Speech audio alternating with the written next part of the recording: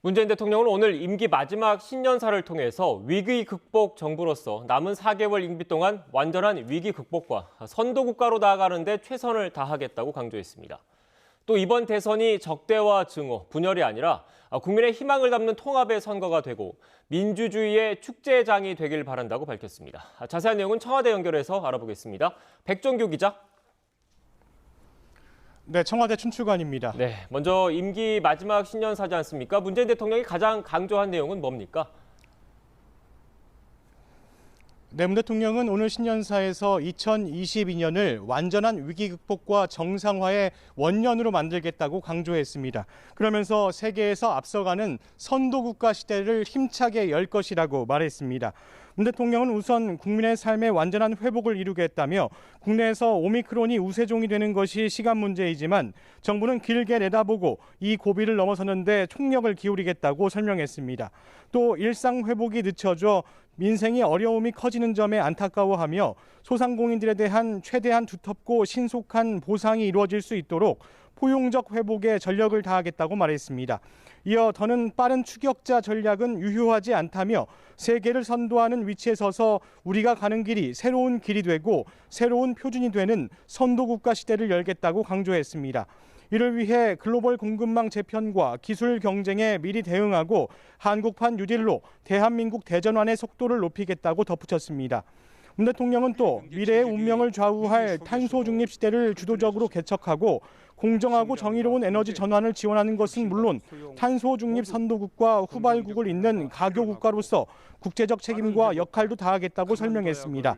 이와 함께 삶의 질을 선진국 수준으로 높이기 위해 주 52시간 근로제를 차질 없이 안착시키고 안심하고 아이를 낳고 키우는 나라, 청년들이 희망을 가지는 사회를 만들어가겠다는 점도 강조했습니다. 이어 문재인 정부에서 가장 아픈 부분이죠. 부동산 문제와 관련해서는 짧게 언급을 했는데요.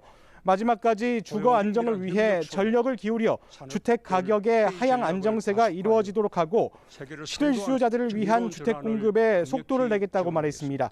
그러면서 다음 정부에까지 집값과 관련한 어려움이 넘어가지 않도록 할 것이라는 점도 분명히 밝혔습니다.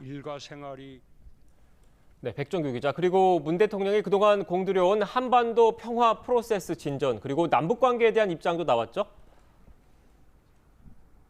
네, 그렇습니다. 문재인 대통령은 새로운 제안을 내놓기보다는 임기 마지막까지 남북관계 정상화를 위해 최선의 노력을 다하겠다는 의지를 밝혔습니다. 또 아직 미완의 상태인 평화를 지속 가능한 평화로 제도화하는 노력을 임기 끝까지 멈추지 않겠다고 말했습니다. 그러면서 임기 동안 남북관계에서 많은 성과가 있었지만 앞으로 가야 할 길이 먼 것도 사실이라며 지금은 남과 북의 협력이 무엇보다 중요한 때라고 강조했습니다. 이어 다시 대화하고 협력한다면 국제사회도 호응할 것이라며 기회가 된다면 마지막까지 남북관계 정상화와 되돌릴 수 없는 평화의 길을 모색할 것이라고 밝혔습니다. 이와 함께 문 대통령은 다음 정부에서도 대화의 노력이 이어지길 바란다고 덧붙이기도 했습니다. 대선과 관련한 입장도 밝혔습니까? 네, 문 대통령은 대선을 앞두고 청와대는 물론 행정부에도 정치적 중립을 강조해 왔습니다. 이 때문에 최근 대선 등 정치적 이슈에 관련한 언급은 피해 왔었는데요. 하지만 대선을 앞두고 국민들 사이 갈등과 분열이 이어지는 것을 우려해 메시지를 낸 것으로 보입니다. 문 대통령은 우선 오는 3월 치러지는 대통령 선거가 국민들의 적극적인 참여를 호소하면서 국민들이 적극적으로 선거에 참여해주고 좋은 정치를 이끌어달라고 당부했습니다.